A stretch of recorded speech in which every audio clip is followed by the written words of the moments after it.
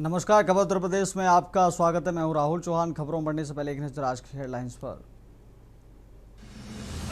UP में तेजाब हमला पीड़ित के लिए बढ़ेगा मुआवजा, इलाज और रोजगार भी देगी योगी सरकार।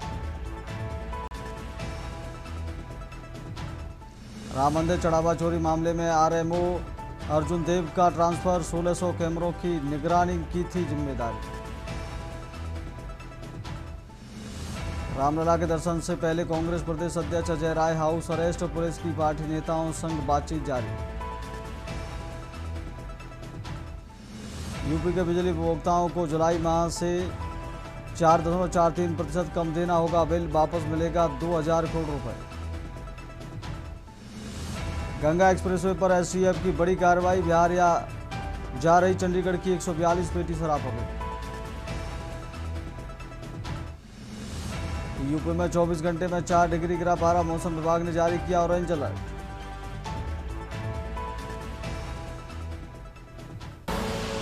आप देख रहे हैं के न्यूज, खबरों का सारथी।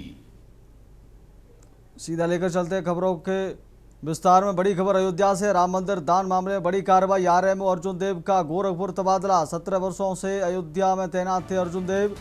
2009 से वायरलेस विभाग संभाल रहे थे अर्जुन देव। कई बार तबादले के आदेश हुए निरस्त। वायरलेस और सीसीटीवी की थी अर्जुन देव की जिम्मेदारी। दान काउंटिंग रूम की निगरानी भी करते थे अर्जुन देव।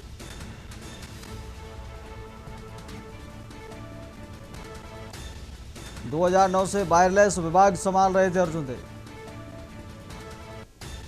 कई बार तबादले के आदेश हुए निरस्त। वायरलेस और सीसीटीवी की थी जिम्मेदारी। दान काउंटिंग रूम की निगरानी भी करते थे अर्जुन देव। राम मंदिर दान मामले में बड़ी कार्रवाई, अयोध्या से बड़ी खबर आपको बता रहे हैं। आरएमओ अर्जुन देव का गोरखपुर तबादला।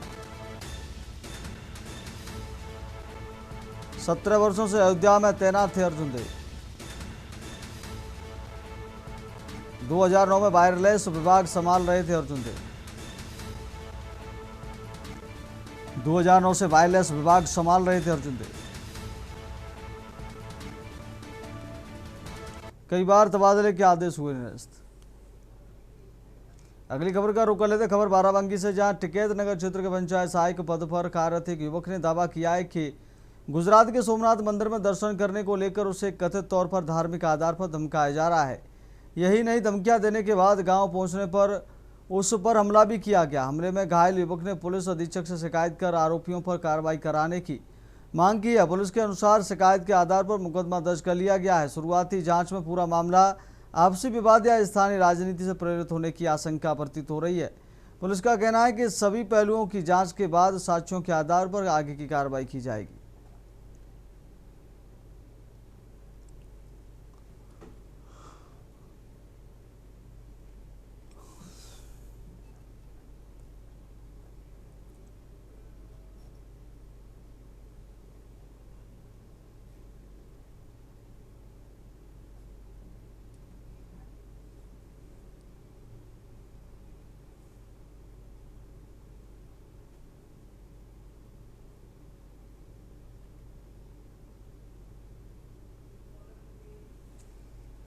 अगली खबर का रुख कर लेते। खबर लखनऊ से, जहां Uttar Pradesh special task force की अवैध शराब तस्करी के खिलाफ चलाए जा रहे अभियान में एक बड़ी सफलता हाथ लगी है। एसटीएफ की टीम ने अंतर्राज्यीय स्तर पर अवैध अंग्रेजी शराब की तस्करी करने वाले गिरोह के एक 37 सदस्य को गिरफ्तार किया है। पकड़े गए तस्कर के पास से भारी मात्रा में अवैध विदेशी शराब बरामद हुई है, जिसे बिहार ले जाने की योजना थी। एसटीएफ मुख्यालय से मिली जानकारी के अनुसार मुखबिर की सटीक सूचना पर कार्रवाई करते हुए टीम ने अभियुक्त रंजीत को जनपद उन्नाव के थाना ओराम से धर दबोचा है।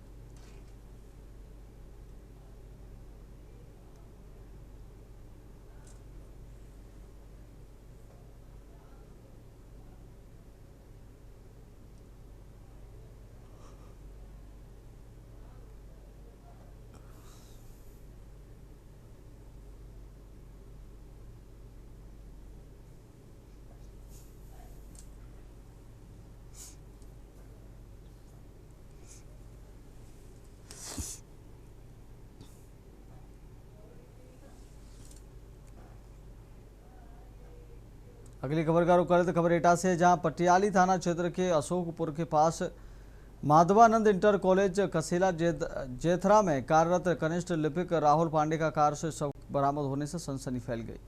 राहुल रविवार को कॉलेज जाने के बाद घर नहीं लौटा था, जिसके बाद परिजनों ने पुलिस को सूचना दी थी। परिजनों की तहरीर पर प्रधानाचार्य समेत नामजद और अज्ञात लोगों के खिलाफ हत्या का मुकदमा दर्ज किया गया है। पुलिस के अनुसार विद्यालय प्रबंधन को लेकर मृतक और प्रधानाचार्य के बीच विवाद की बात सामने आई है। जेतरा थाना पुलिस ने पीड़ित परिजनों को आरोपियों की जल्द गिरफ्तारी कर भरोसा दिलाया है।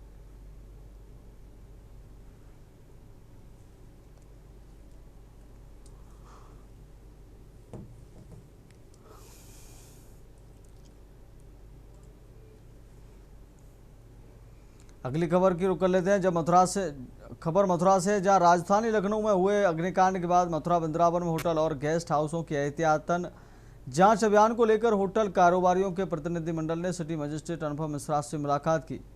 कारोबारियों ने सील किए गए प्रतिष्ठानों को शर्तों के साथ खोलने और एनओसी के लिए सिंगल विंडो सिस्टम लागू करने की मांग की। उन्होंने कहा कि कई लोगों ने लोन लेकर होटल व्यवस्था शुरू किया है, ऐसे में लंबे समय तक बंदी से आर्थिक संकट खड़ा हो रहा है। वहीं सिटी मजिस्ट्रेट ने स्पष्ट किया है कि बेसमेंट में किसी भी तरह की व्यावसायिक गतिविधि की अनुमति नहीं दी जाएगी और सुरक्षा मानकों से कोई समझौता नहीं होगा। उन्होंने कहा कि प्रशासन का उद्देश्य केवल नियमों का पालन कराना और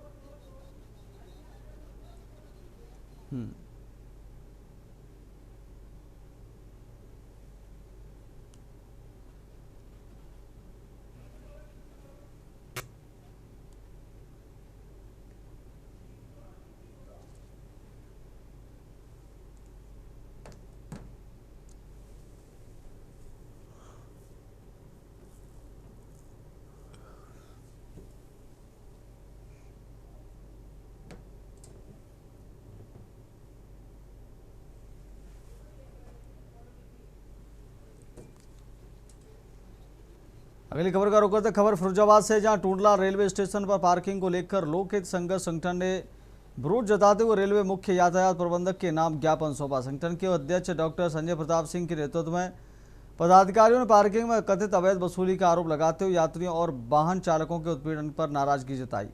संगठन ने पूरे पार्किंग सिस्टम की निष्पक्ष जाँच और दोषियों पर सख्त कार्रवाई की मांग की।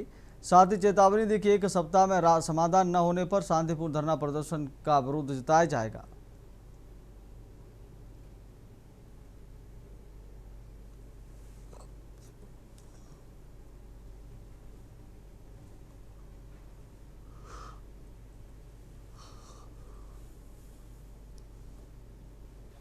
जिनके साथ मारपीट वगैरह की गई थी। देखिए, कुछ समय पहले रेलवे विभाग के द्वारा सौंदर्यीकरण के रूप में ये अच्छा खासा टूंडला का सौंदर्यीकरण हुआ था और उसके बाद यहाँ पर एक व्यवस्था में परिवर्तन आया कि जो रेलवे स्टेशन के लिए आने और जाने वाला मार्ग है, इस पर अगर कोई भी व्यक्ति, ऑटो वाला, टैक्सी वाला, प्राइवेट कार वाला, कोई भी व्यक्ति आता है और आकर के निकलता है, मात्र उसी पर ही उसका शुल्क ले लिया जाता है।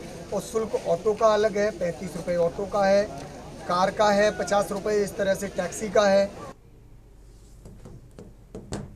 अगली खबर का रुख करते खबर मथुरा से, जहां राजधानी लखनऊ में हुए अग्निकांड के बाद मथुरा वृंदावन में होटल और गेस्ट हाउसों के एहतियातन जांच अभियान को लेकर होटल कारोबारियों के प्रतिनिधिमंडल ने सिटी मजिस्ट्रेट अनुपम मिश्रा से मुलाकात की।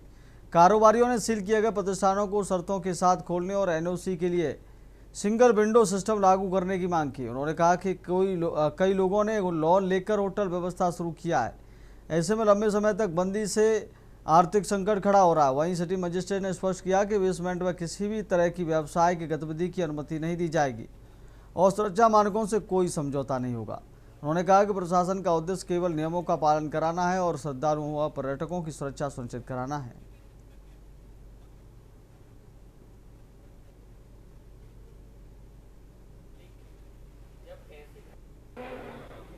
देखिए, ये जो जनपद मथुरा वृंदावन में जितने भी व्यवसायिक प्रतिष्ठान है, होटल हो, गेस्ट हाउस हो, लाइब्रेरी हो, कोचिंग से, सबका सघन निरीक्षण किया जा रहा है और सुरक्षा मानक के क्या उपाय है इसके संबंध में जांच की जा रही है।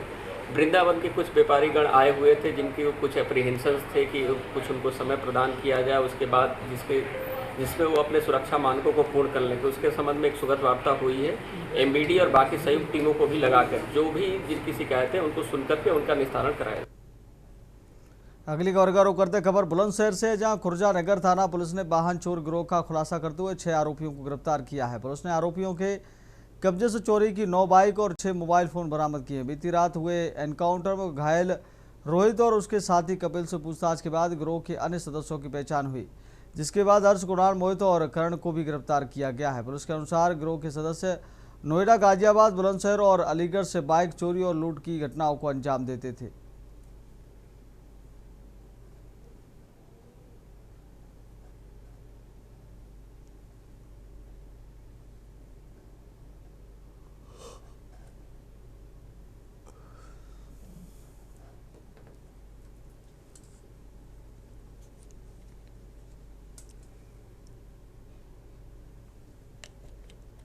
दिनांक 25 और 26 की रात में थाना खुर्जा नगर में एक बाइक और मोबाइल लूट की घटना कारित हुई थी, जिसमें थाना खुर्जा नगर पुलिस द्वारा तत्काल मुकदमा पंजीकृत किया गया था और घटना के अनावरण के लिए कुल 2 टीमें लगी हुई थी। इसमें कल मुखबिर अखास से सूचना प्राप्त हुई थी कि जो इसमें अभियुक्त हैं उनको मुंडाखेड़ा की नहर के पास देखा गया है। इस सूचना पर तत्काल थाना पुलिस मौके पर गई थी। वहाँ पर कॉम्बिंग ऑपरेशन चलाया जा रहा था।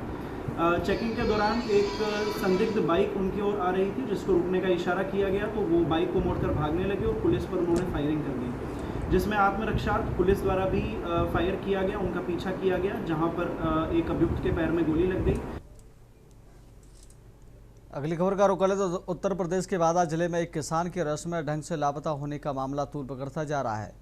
मटोद थाना क्षेत्र के गोयर मूली गांव के रहने वाले किसान फारूक 12 जून को खेत जोतने गए थे, लेकिन वापस नहीं लौटे। परिजनों ने गांव के कुछ लोगों पर अपहरण और हत्या की आशंका जताते हुए पुलिस पर मामले को दबाने का आरोप लगाया है। वहीं पुलिस का कहना है कि मामले की जांच की जा रही है।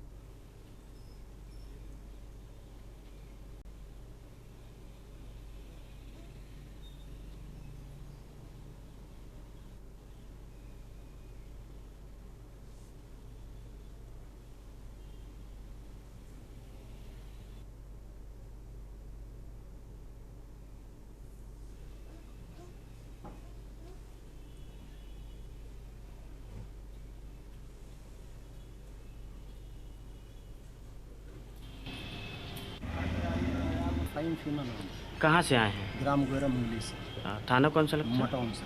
क्या मामला है? मामला ये है कि मेरा भाई 12 तारीख को खेत जोतने के लिए गया था और वो जो है शाम के 3-4 बजे निकला हुआ खेत जोतने के लिए। उसके बाद शाम जब अंधेला हो गया है तो घर वालों ने फ़ोन लगाया है तो उसका फ़ोन स्विच ऑफ बताने लगा है।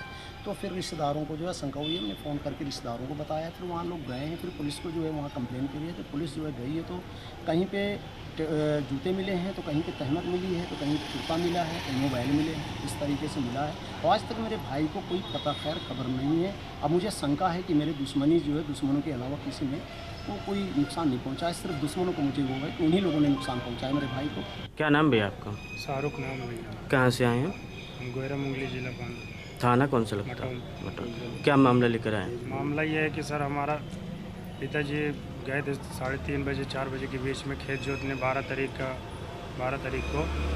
तो उनका कुछ भी अभी तक जानकारी नहीं मिली है, न कुछ पता चला।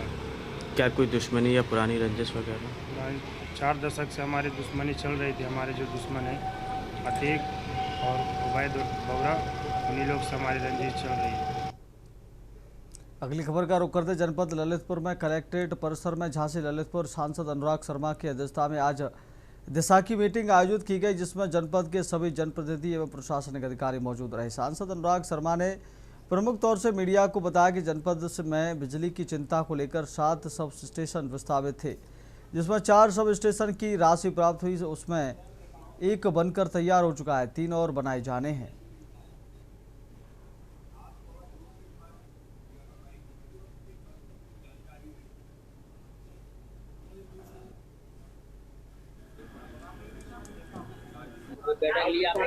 देखिए, हमारे माननीय विधायक जी, डीएम साहब, जिला पंचायत के अध्यक्ष और बहुत सारे नेतागण यहाँ पे आज थे और जो लोग दिशा की मीटिंग में रहते हैं, तो अलग अलग क्षेत्रों के विषय में बात हुई है।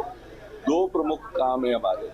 एक प्रमुख काम है तो ये है कि बिजली की जो किल्लत रहती है तो उसके लिए 7 नए सब स्टेशन प्रस्तावित हुए हैं। 7 में से 4 के लिए हमको परमिशन आई है, जिसका 1 का काम पूर्ण हो गया, 3 और करवाने और 3 के लिए और पैसा, 4 के लिए पैसा और मांगने की बात चल रही है। अगली खबर का रुख करते खबर गाजीपुर से, जहां नंदगंज थाना क्षेत्र में पुलिस और एक वांछित बदमाश के बीच हुई मुठभेड़ में 7 अपराधी मुख्तार खान घायल हो गया। पुलिस की जवाबी कार्रवाई में उसके पैर में गोली लगी, जिसके बाद उसे गिरफ्तार कर उपचार के लिए अस्पताल भेजा गया। आरोपी के कब्जे से अवैध तमंचा और कारतूस बरामद किए गए हैं। पुलिस के अनुसार मुखबिर की सूचना पर रेवसा कट के पास घेराबंदी की गई थी, जिस चेकिंग के दौरान आरोपी ने पुलिस पर फायरिंग कर दी, जिसके जवाब में की गई कार्रवाई में वह घायल हो गया।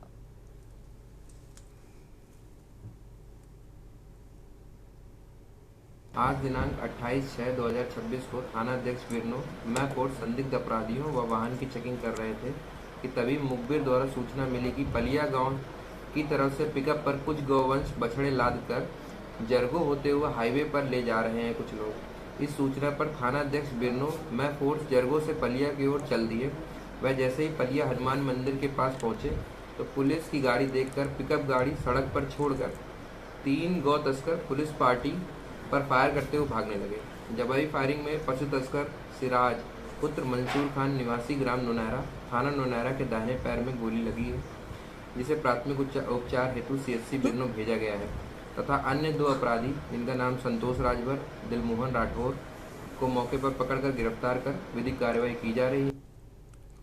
अगली खबर का रुख करते कन्नौज जिले के कलेक्ट्रेट परिसर में के सभागार में महादानी भामाशाह जी की जयंती के उपलक्ष्य में व्यापारी कल्याण दिवस कार्यक्रम का आयोजन किया गया। कार्यक्रम में जिला विकास अधिकारी नरेंद्र देव द्विवेदी और उपायुक्त GST राजीव त्यागी सहित समस्त GST अधिकारी कर्मचारी और बड़ी संख्या में जिले के व्यापारी मौजूद रहे।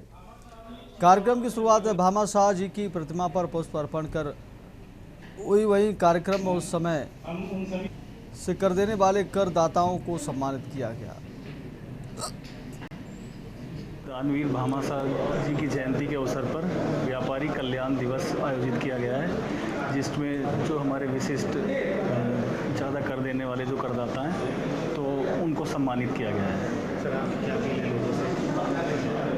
व्यापारी कल्याण दिवस के अवसर पे जो दानवीर भामाशाह जी के जीवन आदर्श और जीवन मूल्य थे, उनके जिन मूल्यों पे उन्होंने अपना जीवन आगे बढ़ाया, तो उनसे प्रेरित होकर उनके आदर्शों और मूल्यों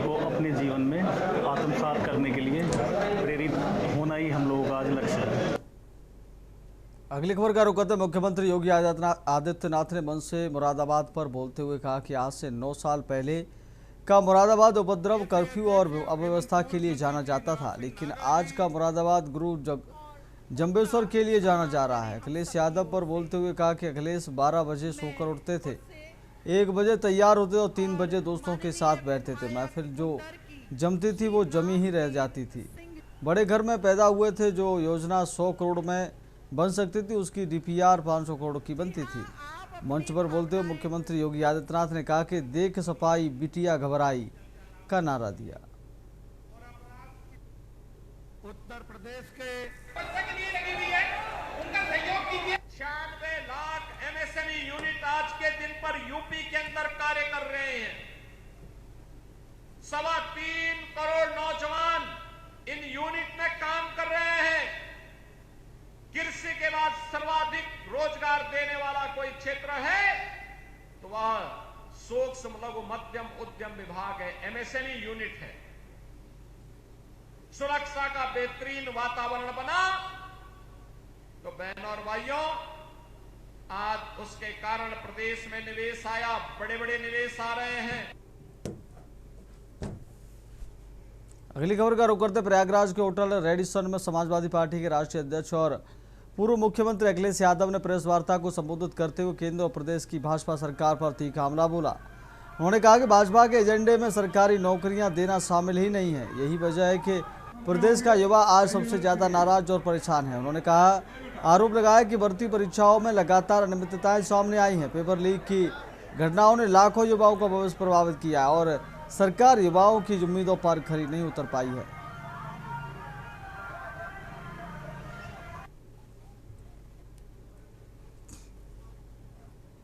अगली खबर की ओर बढ़ लेते हैं। मुजफ्फरनगर जनपद में बिजली कटौती को लेकर शुरू हुआ विवाद अब एक बड़े रियासी और प्रशासनिक हंगामे में बदल गया है। कैबिनेट मंत्री अनिल कुमार के स्पष्ट निर्देश के बावजूद प्रदर्शनकारियों पर मुकदमा दर्ज होने से नाराज राष्ट्रीय लोकदल कार्यकर्ताओं ने सोमवार को हाईवे स्थित बिजली विभाग के मुख्य अभियंता कार्यालय पर जबरदस्त प्रदर्शन किया। इस दौरान आक्रोशित कार्यकर्ताओं ने मुख्य अभियंता कार्यालय को बिजली आपूर्ति की ठप कर दी, जिसके बाद पुलिस और कार्यकर्ताओं के बीच जमकर तीखी नोकझोंक हुई। फिलहाल खबर उत्तर प्रदेश में मेरे साथ इतना ही। देखते रहिए के न्यूज़ इंडिया। नमस्कार। गोल्डी मसाले लाए हैं फ्रेश लॉक टेक्नोलॉजी, जो रखे मसालों को हर समय फ्रेश। गोल्डी मसाले।